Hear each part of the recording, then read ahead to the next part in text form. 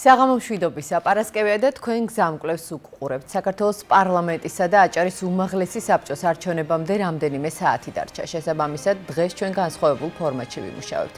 კიდევ ერთხელ დეტალურად მოგიყვებით იმ სიახლეებზე, რაც ხვალ საარჩევნო უბნებზე დაგხვდებათ. საქართველოში პირველად ტარდება არჩევნები სრულად პროპორციული სიებით და ასევე მთავარი სიახლე გახლავთ საარჩევნო პროცედურა. შესაბამისად, ჩვენ ამ საკითხებზე ვისაუბრებთ. უმაღლესი საარჩევნო კომისიის თავმჯდომარე პარმენ ჯალაყონია ჩვენი სტუმარი. მოგესალმებით. მოგესალმებით, ჩვენს ტელემაყურებელს მოგესალმები. მადლობა გადაცემაში მონაწილეობისთვის.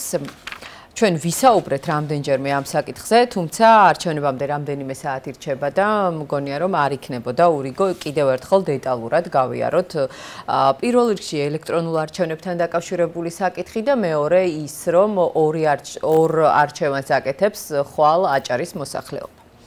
რატომ ელექტრონული არჩევნები? ამის უპირატესობაზე ვისაუბროთ, იმიტომ რომ სატესტო რეჟიმში პრინციპში შუალედური არჩევნები საქართველოში ჩატარდა ამ მეთოდით, თუმცა აჭარისთვის მაინც ეს არის სიახლე და ჩვენი ამომრჩევლისთვის. კიდევ ერთხელ მოგესალმებით.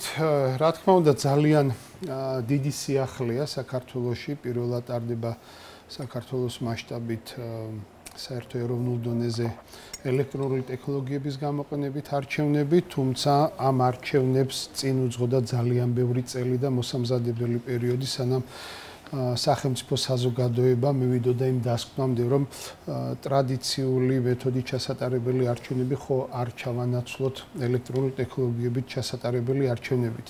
რა თქმა უნდა, ორივე არჩევნები არის, ორივე ტიპის არჩევნების შესაბამისი სანდოობის ხარისხით, თუმცა თანამედროვე მსოფლიო განვითარებულ ქვეყნებში აპრობირებული რიგ ქვეყანაში სწორედ იმ მეთოდოლოგიით როგორც ჩვენ გვაქვს ეს არჩევნები მიმდინარეობს და ყველა იმ გამოწვევებიდან გამომდინარე რომელიც არჩევნო პერიოდში როგორც არჩევნო ადმინისტრაციას ასევე ზოგადად სახელმწიფოს და საზოგადოებას აქვს ძალიან დიდი ხნის დაკვირვების, მომზადების, პოლიტიკურ აქტორებს შორის შეთანხმების საფუძველზე გადაწყდა, რომ ეს არჩევნები ჩატარებული იყო ელექტრონული ტექნოლოგიებით, რათა უფრო მეტი ნდობა ქონოდა ამომრჩეველს არჩევნებისადმი. ეს იმას არ ნიშნავს, რომ ტრადიციული მეთოდით ჩასატარებელ არჩევნებს რამე ნდობის პრობლემა აქვს. არა, ჩვენ მაინც ვართ განვითარებადი სამართლებრივი სახელმწიფო და ამ კუთხით განვითარების ამ ეტაპზე სწორედ ასე ჩაითვალა საჭირო ძალიან ბევრი მიზეზის გამო, რომელზეც საუბარი შეიძლება შორს წაგვიყვანეს, მაგრამ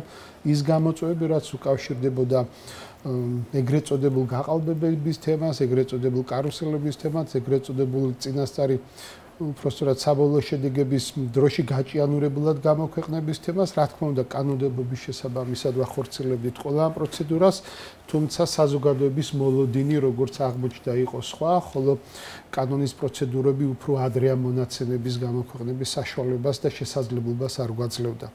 სწორედ ამ საერთაშორისო ორგანიზაციებთან კონსულტაციის, ძალიან ბევრ ექსპერტთან კონსულტაციის შემდეგ გადაწყდა, რომ ვატარებთ ელექტრონული ტექნოლოგიების გამოყენებით არჩევნებს. რა თქმა უნდა, მას აქვს გარკვეული უპირატესობები ტრადიციულ არჩევნებთან დაკავშირებით, ის რომ უფრო მარტივდება ამომრჩევლისათვის საარჩევნო პროცესში მონაწილეობა, ანუ კენჭისყრის მონაწილეობა, თავიდან აგვარიდებს რიგებს, გამორიცხავს სრულად იმ დონის манипуляციასაც კი რომ შესაძლებელია სადმე პათეტიკურად რაღაც კარუსელი დატრიალდეს, ეგრეთ წოდებული კარუსელი და რაც თავარია კენჭისყრის დასრულებიდან დაახლოებით 1 საათში საათნახევარში უკვე წინასწარი შედეგი ცნობილი არის მთლიანად ამომრჩევლებისათვის და საზოგადოებისათვის.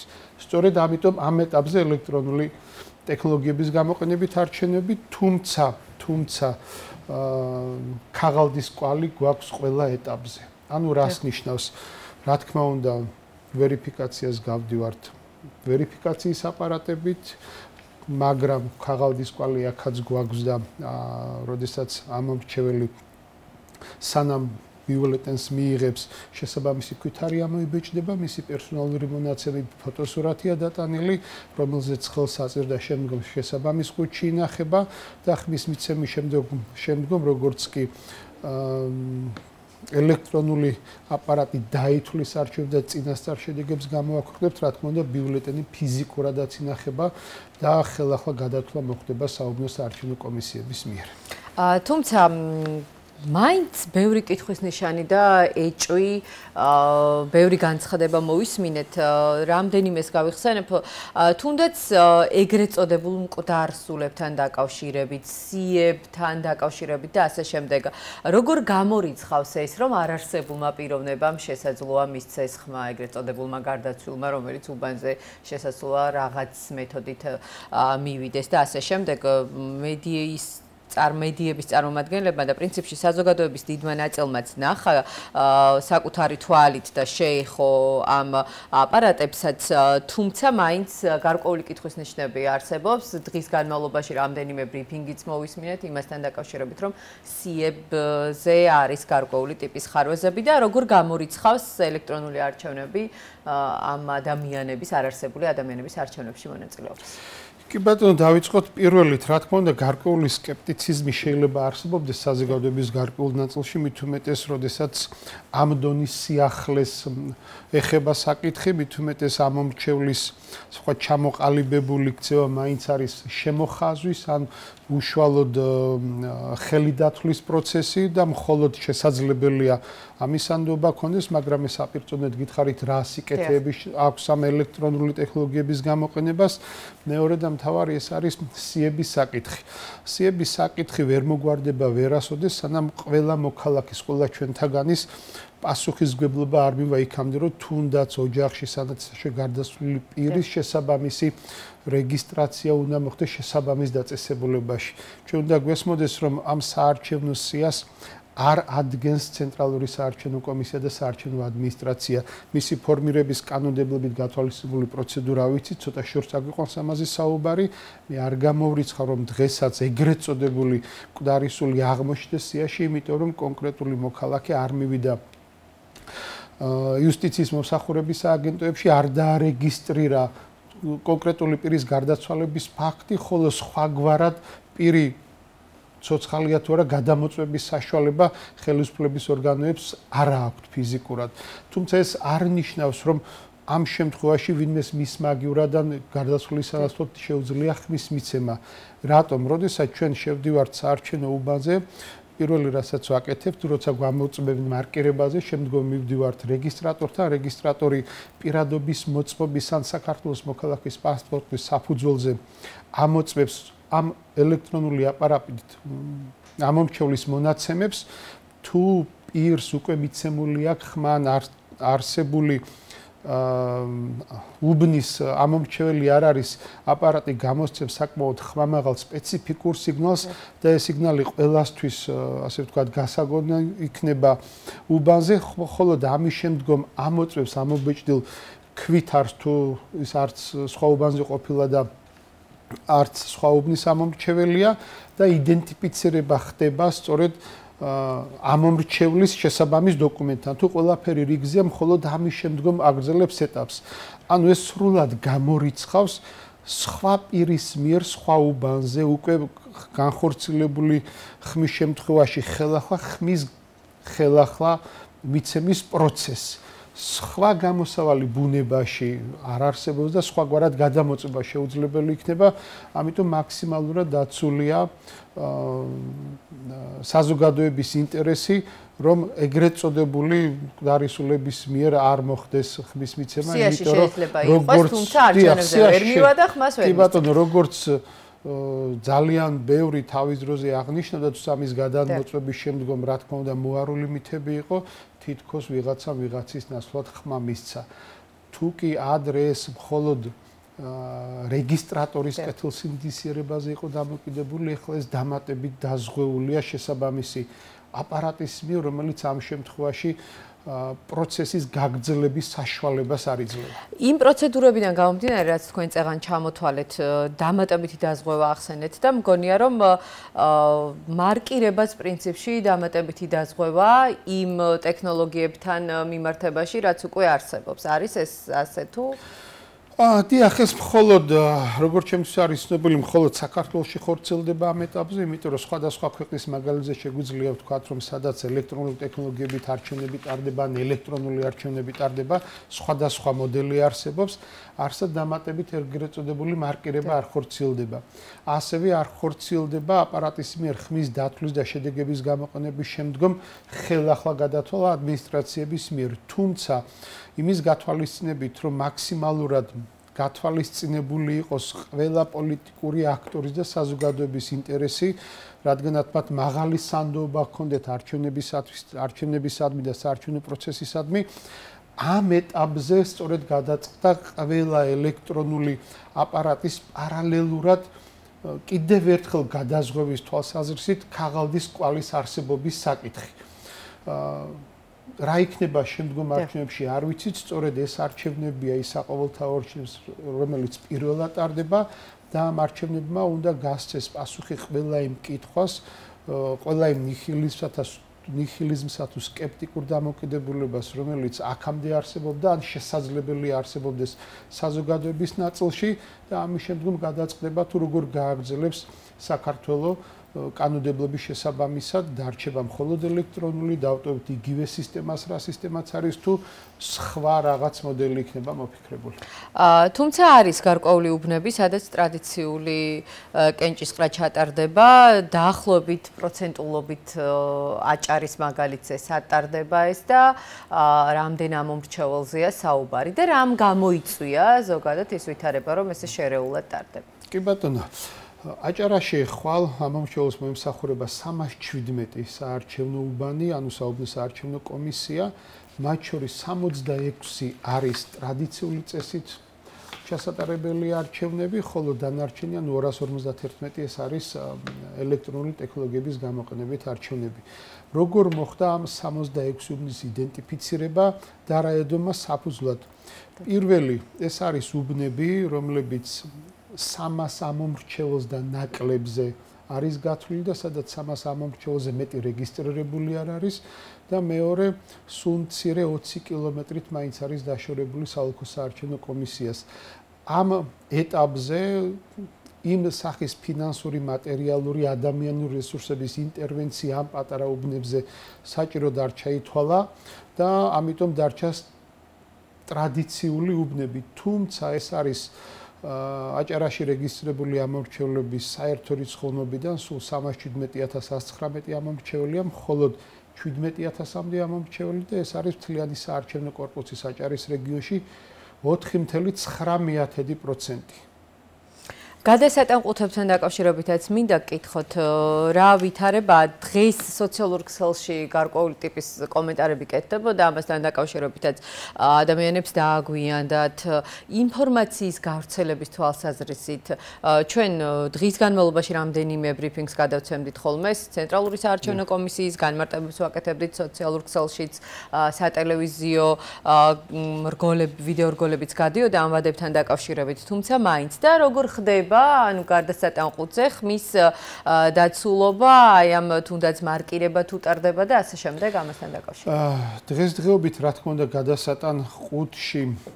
გადასატანყუთის სიაში მოხვედრა შეუძლებელია, იმიტომ რომ ეს პროცედურა უკვე დასრულებულია. რაც შეეხება გადასატანყუთებს, აქ დამატებითი, ასე ვთქვათ, გარანტია, რომ პირი, რომელიც გადასატანყუთის სიაშია, ვერ შეძლოს სხვაობაზე ხმის მიცემა, დაემატა გადასატანყუთის შემთხვევაში მარკირების პროცესის, რაც აქამდე კანონმდებლობაში არ ყოფილა. საარჩევნო ყუთი, გადასატანის საარჩევნო ყუთი დილის 9 საათიდან გავასაუბნო საარჩევნო კომისიებიდან და სანამ არ მოიწურება, ასე ვთქვათ, სიაში არსებული პირების მიერ ხმის მიცემა, ის გაგრძელდება, თუ კი დასრულდა ცოტა ადრე დაბრუნდება უბანზე, თუ არა და 7 საათისთვის გადასატანის საარჩევნო ყუთი დაბრუნდება უბანზე. რაც შეეხება ხმის მიცემას, რა თქმა უნდა, აქ არ აგვაქვს ხმისმფლელი აპარატი, თუმცა ბიულეტენი თავსდება შესაბამის კონვერტში, ჩარჩო კონვერტში, რომლიდანაც არ ჩანს სუბიექტები, ვინ არის ჩამოთვლილი, ვიზე როგორ განხორციელდა ხმის მიცემა და შესაბამისი ლითონის შემკვრელებით შეიკრება ეს ბიულეტენი ჩარჩო კონვერტის შიგნით და მოათავსებენ ყუთში. ხოლო როდესაც უკვე არჩევნები დასრულდება, საარჩევნო კომისია ისე რომ გამოირიცხოს ხმის მიცემის ფარულობის ღიაობა, საარჩევნო კომისია გადმოტრიალებული ფორმით მას მოათავსებს საარჩევნო ყუთში, სადაც სხვა ხმებთან ერთად დაითვლება ელექტრონულად. და აპარატებთან დაკავშირებით კიდევ ერთხელ რომ ვკითხოთ, ეს აპარატები არ არის დაკავშირებული ინტერნეტთან, მხოლოდ ელექტროენერგიის წყაროს უკავშირდება და შესაბამისად გარე ძალების ეგრეთ წოდებული ჰაკერების ჩარევისგან წესით უნდა იყოს დაცული. დიახ, სწორედ ამითაც არის უნიკალური ქართული არჩევნები ამ ეტაპზე, რომ თუკი სხვადასხვა ქვეყანაში ეს აპარატები პირდაპირ კავშირით არის დაკავშირებული ინტერნეტის ქსელთან, იმიტომ რომ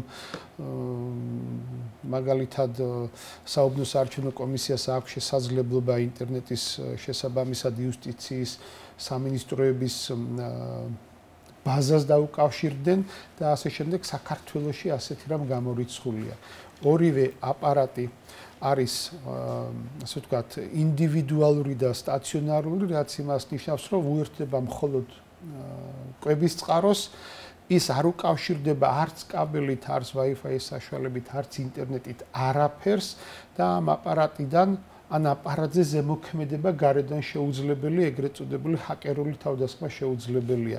ასევე არის საარჩევნო ყუთი და მასზე დამაგრებული ხმის მცვლელი სკანერი, ისიც არავის და არაფერს არ უკავშირდება და მასზე ზეგავლენა გარედან არის გამორიცხული. ასევე ერთმანეთს არ უკავშირდება ვერიფიკაციის, ანუ მონაცემთა გადამოცემების აპარატი და ხმის მცვლელი აპარატი ერთმანეთს. ის დამოუკიდებელი ინდივიდუალური, ასე ვთქვათ, მოწყობილობებია, რომელიც არავის არაფერს საარჩევნო უბნის შიგნითაც კი არ უკავშირდება. შესაბამისად, მინდა დავარწმუნო ამომრჩეველი, რომ მათი ხმა სრულად არის საიდუმლო, სრულად არის დაცული და ის მოარული მითები თითქოს ეს ვერიფიკაციის აპარატები დროს იფახსოვრებს, მე ამ დროის შესაბამისად რაღაც სიგნალს გადასცემს საარჩევნო ყუთს და სკანერს არის სრულად ტყუილი, მითია და მითის დამსხვრევას დიდი ხანია ვსულოთ, მაგრამ გარკვეულ ნაწილში ეთყობა მაინც ეს თემა ან სპეკულაციის დონეზე ან უცოდინარობის გამო ტრიალებს. შემიძლია დავარწმუნო, რომ ნებისმიერი ამომრჩევლის ხმა არის ფარული, დაცული, მათ ხმაზე ზეგავლენა გარედან არის შეუძლებელი და მათ მიერ გაკეთებული ნება ამა თუ იმ პოლიტიკური სუბიექტის სასარგებლოს სწორედ ისევე აისახება შედეგებში, როგორც ეს კანონმდებლობით და საერთაშორისო სტანდარტებით არის გათვალისწინებული. დავუბრუნდეთ ბიულეტენის თემას, იმიტომ რომ ამომრჩეველს აჭარაში განსხვავებული ტიპის ბიულეტენი დახვდება, აქ ორი არჩევანის გაკეთება უწევთ, აჭარის უმაღლესი საბჭოს და საქართველოს პარლამენტის არჩევნები ერთდროულად ტარდება. როგორ ხდება ეს? მე ვთხოვ ოპერატორს რომ გადავიდეს კამერასთან და ბიულეტენი აჩვენოს ახლოდან. დიახ, კიდევ ერთხელ მინდა ამომრჩეველს უჩვენოთ ეს ბიულეტენი. ეს არის ბიულეტენის ნიმუში, რომელიც ხვალ გაიცემა იმ უბნებზე, სადაც ელექტრონული ტექნოლოგიებით ტარდება არჩევნები. ბიულეტენი, როგორც ხედავთ, დაყოფილია ორ სვეტად. მარცხენა მხარეს მწვანე ფერით ეს არის საქართველოს პარლამენტის არჩევნებისათვის განკუთვნილი სუბიექტების სია, ხოლო მარჯვენა მხარეს ყვითელ სვეტზე განთავსებულია აჭარის უმაღლესი საბჭოს არჩევნებისათვის განკუთვნილი სუბიექტების სია.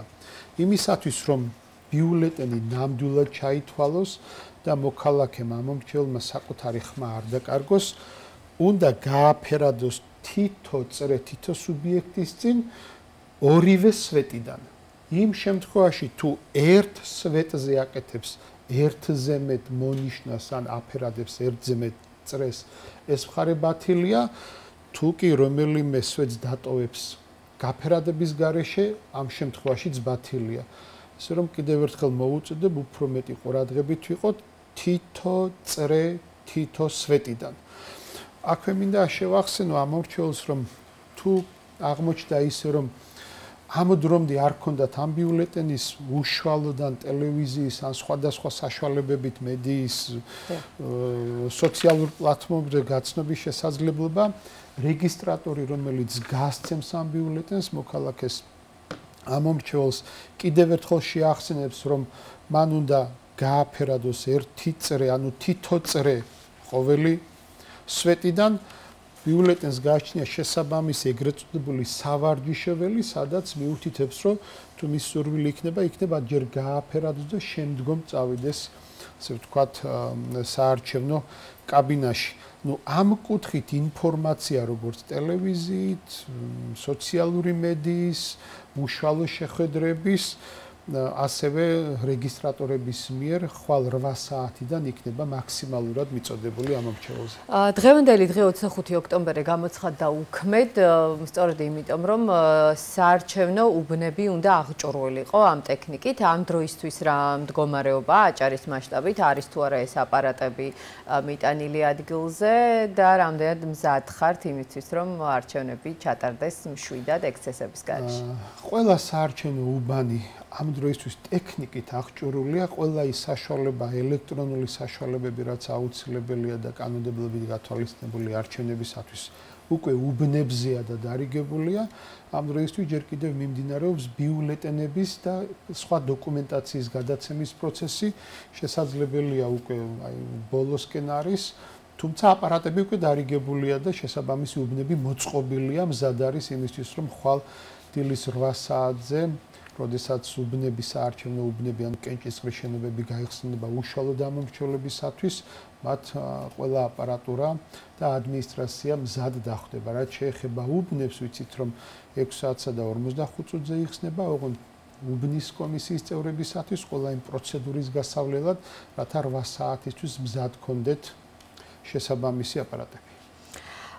და როგორც ვიცით, ასევე ხმის დათვლის პროცედურა არის დაჩქარებული და გამარტივებული ახალი ტექნოლოგიებიდან გამომდინარე და პრინციპში არჩევნების დღეს მომუშავე ადამიანებს მე მგონი ყველაზე მეტად ეს ფაქტი გვახარებს. დაახლოებით რა დრო დასჭირდება ხმების დათვლას, შემდეგ როგორც ვიცით, უკვე ხელითაც უნდა გადაითვალონ ეს ბიულეტენები, როდის გვეცოდინება შედეგები?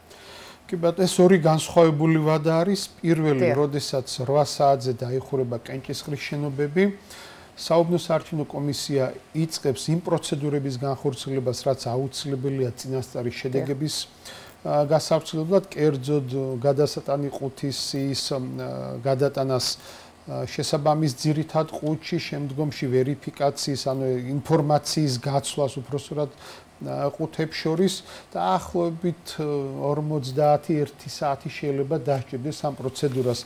ამის შემდგომ, როდესაც წინასწარი შედეგი ამოიბეჭდება უბანზე, ის გაეცნობა ყველა იმ პირს, რომელსაც უბანზე კენჭისყრის შენობაში ყოფნის უფლება აქვს, შემდგომ გამოიკრება უბანზე, ამის შემდგომ მოხდება ცენტრალურ საარჩევნო კომისიასა და უმაღლეს საარჩევნო კომისიაში ამ ინფორმაციის გამოგზავნა და ყველა ამ პროცედურას გარკვეული დრო სჭირდება, თუმცა ჩვენ ვფიქრობთ, რომ დაახლოებით 9-დან 10 საათის პარალელში ეს 10 საათი ალბათ არის უკიდურესი დრო, როდესაც საქართველოს სრულ მოსახლეობას, მათ შორის აჭარაში, აჭარის არჩევნების შემთხვევაში წინასწარი შედეგები უკვე ეცოდინება. მადლობა. ბოლო კითხვასაც დაგისვამთ და დაგემშვიდობებით. თქვენ არაერთ სადამკვირვებლო მისიას უმასპინძლეთ, შეხვდით, ისაუბრეთ წინა საარჩევნო გარემოსთან დაკავშირებით და აი ამ პროცედურებთან დაკავშირებით. მე ცხადია პოლიტიკურ შეფასებას არ მოგთხოვთ. უბრალოდ რამდენადაც შეიძლება ამ შეხვედრების შინაარსზე საუბარი, ეს რომ გითხრათ, რამდენად კონსტრუქციულ რეჟიმში მიმდინარეობდა და რამდენად კმაყოფილი ხართ ამ შედეგებით, ელოდებით თუ არა რაღაც განსაკუთრებულ ვთქვათ გამოხმაურებებს, თუნდაც იმ ადამიანებისგან, ვისაც უკვე შეხვდით, ესაუბრეთ და გაუზიარეთ ეს თქვენი პროცედურა. დიახ, ფაქტიურად ყველა გრძელვადიან თუ მოკლევადიან სადამკვირვებლო საერთაშორისო მისიის წარმომადგენლს, რა თქმა უნდა, შეხვდი, ქონდა შესაბამისი საქმიანი შეხვედრები, ინფორმაციის გაცვლა, ჩვენი შეხედულებები ამა თუ იმ პროცესზე და თამამად შემიძლია ვთქვა, რომ ამ ეტაპზე უпроსტად არჩევნებამდე, კენჭისყრის დღემდე მათი დამოკიდებულება არის ის, რომ ყველაფერი არის მშვიდად.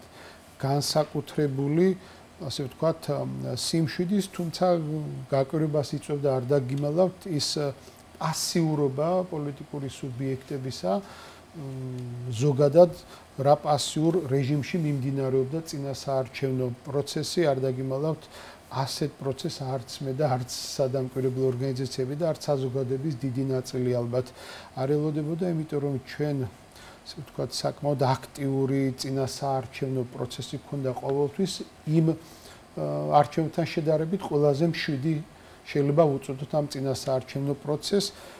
სიმართლე გითხრათ, განსაკუთრებულს არაფერს არ ელოდებით, თუმცა ხაზი მინდა გავუსვა იმ გარემოებას, რომ ხო ჩვენ მაინც რეგიონის საარჩევნო ადმინისტრაცია ვარ, ძირითადი, ასე ვთქვათ, ტვირთი და პასუხისმგებლობა სწორედ ცენტრალურ საარჩევნო კომისიაზე გადადის, როგორც ამერიკის საელჩომ, ასევე EUTODIR-ის დამკვირვებელთა მისიამ აღნიშნა ის გარემოება, რომ საარჩევნო ადმინისტრაციები საკმაოდ, ასე ვთქვათ, მაღალ პროფესიულ, კოორდინირებულ და სანდო რეჟიმით ხდებიან ამ არჩევნებს. ეს არის პირველი არჩევნები, სადაც სწორედ ეს შრომა გარეთ თვალით დანახული საერთაშორისო ორგანიზაციების მიერ დანახული ასე ოფიციალურად გაჟღერდა. როგორც წესი, ოფიციალური განცხადებები სამწუხაროდ ზოგჯერ ცდილდება უშუალო შეხვედრის დროს გაკეთებულ განცხადებებს. ეს ლოგიკურიც არის, ბუნებრივიც არის, რა თქმა უნდა, ეს მხოლოდ მარტო ჩემთან ან რომელიმე საარჩევნო ადმინისტრატორთან შეხვედრით არ წყდება, ისინი აკვირდებიან სრულად პროცესს მრავალი კუთხით და მიხარია, რომ მათი დასკვნა არის ის, რომ საარჩევნო ადმინისტრაცია შეიძლება ენდონ მადლობა, პრინციპში მედია საშუალებებით ვართ საკუთარი მონიტორების მხრიდან პოზიტიური ანგარიშების მოლოდინში. მადლობა გადაცემაში მონაწილეობისთვის. ხვალ ამ დროს ალბათ ისევ იქნებით ჩვენი რესპონდენტი. წარმატებულ და მშვიდობიან არჩევნებს გისურვებთ. გზამკვლევი დამთავრებულია. ხვალ 8 საათიდან, დილის 8 საათიდან არჩევნები 2024 მთავარი თემა იქნება. ნახვამდის.